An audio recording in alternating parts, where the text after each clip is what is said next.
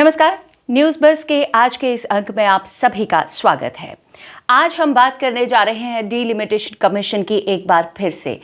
आज delimitation commission ने एक नोटिफिकेशन निकाली है जिसके मुताबिक उन्होंने अपनी नई रिकमेंडेशंस के लिए जितनी भी उन्होंने पिछले दिनों सिफारिशें दी हुई थी बदलाव की इस डीलिमिटेशन रिपोर्ट के लिए, उन सभी डीलिमिटेशन की रिपोर्ट की रिकमेंडेशंस के लिए जनता के सुझाव मांगे हैं। क्योंकि हाल फिलहाल में देखने को ये मिला था कि डीलिमिटेशन कमीशन की जब भी रिपोर्ट्स आई तो तब कहीं ना कहीं लोगों के बीच में कुछ ना कुछ मनमुटाव रहा डीलिमिटेशन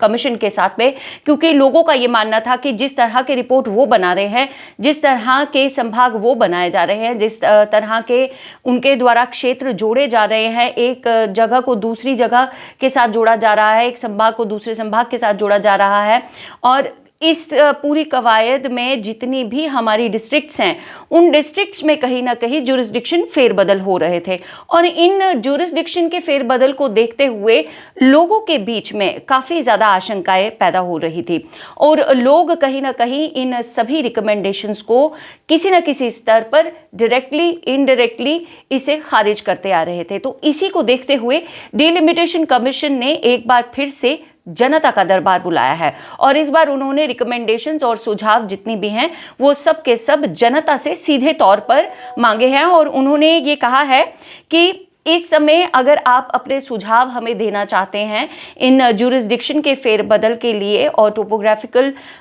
क्लाइमेटिकल चेंज के लिए, अगर आप कोई भी सुझाव हमें देना चाहते हैं इसी स्तर के ऊपर की टोपोग्राफीज डिफरेंट हैं, कल्चर्स डिफरेंट हैं और दो अलग अलग कल्चर के खित्तों को जोड़ा जा रहा है और ऐसे खित्ते तोड़े जा रहे हैं जो अपनी सांस्कृतिक विरासत को लेकर के एक दूसरे से जुड़े हुए हैं। तो इन सब चीज़ों को देखकर डीलिमिटेशन कमीशन ने, आयोग ने ये कहा है कि जनता खुद आए और खुद अपने जो सुझाव हैं वो हमें दें। आपको बता दें कि इन सुझावों को लेकर रजिस्ट्रेशन कराने के लिए, इस जनता दरबार के लिए रजिस्ट्रेशन कराने के लिए पहले से ही द्वार खोल दिए गए थे और पहले से ही इसकी रजिस्ट्रेशन के, इसके पंजीकरण के जितने भी मूल्यांकन थे, जितने भी प्लेटफॉर्म्स थे, उन सब के ऊपर लोगों की रजिस्ट्रेशंस मांगी गई थी और लोगों के सुझाव मांगे गए थे और उसी की बेस पर अब ये जनता दरबार बुलाया गया है। और इस जनता दरबार में वही लोग शामिल हो पाएंगे जिन्होंने अपनी रजिस्ट्रेशन पहले से इस जनता दरबार के लिए करवाई हुई है या अपने सुझाव पहले से सरकार की ओर और डीलिमिटेशन कमीशन की ओर पहुंचाए हुए हैं किसी भी स्तर पर।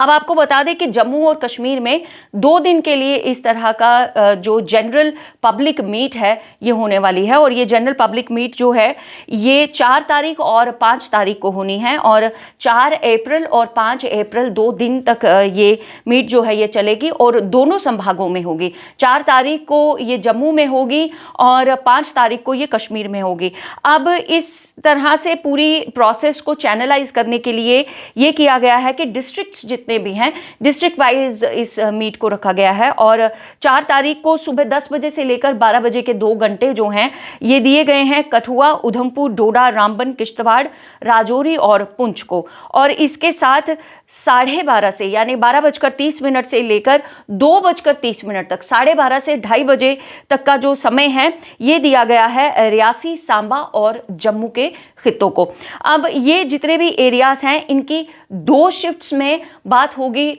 आयोग के साथ और डीलिमिटेशन कमीशन के साथ क्या बात कर पाएंगे ये 2 घंटे में, क्योंकि 2 घंटे के स्पैन में अगर आप 10 से 12 का ये स्पैन देखते हैं, इन 2 घंटों में आपके पास 1 2 3 4 5 6 7 डिस्ट्रिक्ट्स आती हैं। That is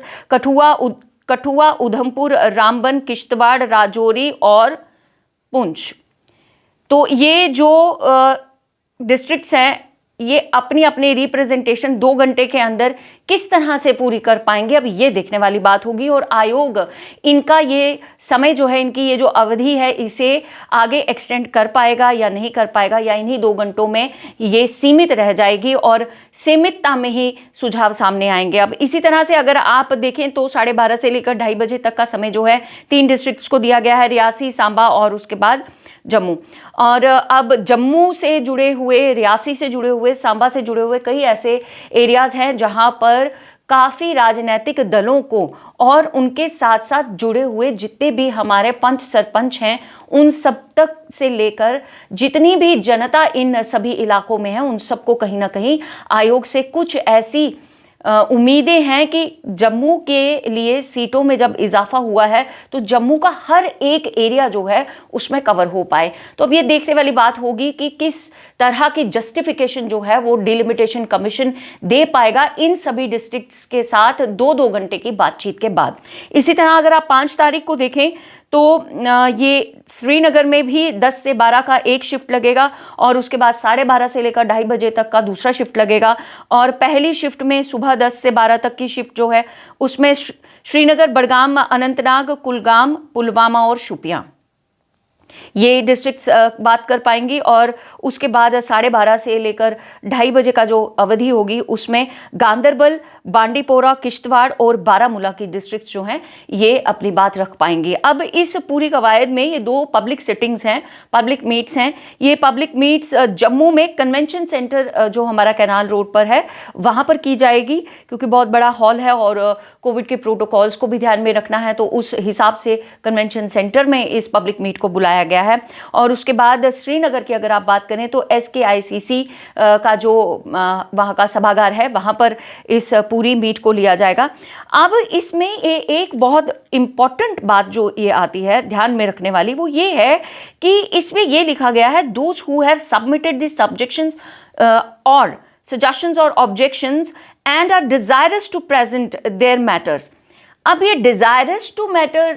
present their matter की जो बात है कि क्या वैसे लोग जिन्होंने पंजीकरण नहीं कराया है, जिन्होंने ऑलरेडी रजिस्ट्रेशन नहीं की है या जिन्होंने अपने सुझाव अभी तक एंटर नहीं करवाए हैं, क्या वो लोग भी, क्योंकि डिजायरस तो कोई भी हो सकता है, डिजायरस तो आम जनता अगर वहां से गुजर रही होगी और उन्हें इस बात का पता चलेगा तो वो भी अपना सुझाव देने के लिए डिजायरस होंगे। तो ये डिजायरस की कैटेगरी में कौन आएगा ये देखने वाली बात होगी। अब ये तो खैर बात रही कि हमारा डिलिमिटेशन कमीशन यानी परिसीमन आयोग जो है उन्होंने अब लोगों के साथ, जनता के साथ सीधी बात करने की एक कोशिश की है और बहुत अच्छा एक कदम हम इसे ज़रूर कहेंगे कि आप जनता के साथ जुड़कर ना केवल राजनीतिक दलों की बातें सुने बल्कि आप जनता की बातें सुने, क्योंकि आम जनता पर ही इस पूरी डिलिमिटेशन का, इस पूरी रीप्रोजेक्शन का, इस पूरी रीऑर्गेनाइजेशन का अगर हम बात करें तो सीधा असर जो है वो यहाँ की आम जनता पे होने वाला है, उनकी सांस्कृतिक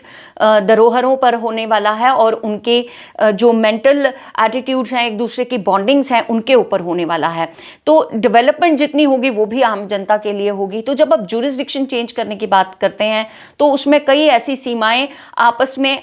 कई दशकों से जुड़ी हुई हैं, सदियों से जुड़ी हुई हैं, जिन्हें आप अलग करने की बात कर रहे हैं। और ऐसी बात अगर आप सीधी जनता से कर पाएंगे तो आपको ये समझ में आएगा कि अगर आप ऐसा करना चाहते हैं तो आपको कौन से ऐसे एरिया, कौन से ऐसे क्षेत्र होंगे, कौन से ऐसे पॉइंट्स होंगे, कौन से ऐसे थॉट प्रोसेसेस होंगे जिनके ऊपर आपको काम करना पड़ेगा before you reorganise those jurisdictions. अब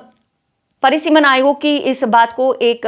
साइट पर रखते हैं और इसे यहीं पर समाप्त करते हैं, लेकिन आपको दूसरी जानकारी ज़रूर देना चाहेंगे। हमने हाल फिलहाल में ही आपको न्यूज़ बज़ के माध्यम से और TNN स्पेशल के माध्यम से ये बताया था, ये जानकारी दी थी कि भारत सरकार जो है वो तेल के दामों में इजाफा करने वाली है और गैस के दामों का इजाफा आप सब तक हम पहले भी पहुँचा चुके हैं और तेल का इजाफा जो है वो लगातार बढ़ता जा रहा है। पिछले 5 दिनों की अगर हम बात करें तो चौथी बार ये इजाफा देखने को मिला है और 80 पैसे का जो इजाफा है ये इस पेट्रोल की कीमतों में आया है। एक बढ़त हुई है, 80 पैसे महंगा हो गया है पेट्रोल। और अब अगर आप पूरे तौर पर एक टोटल फिगर देखें तो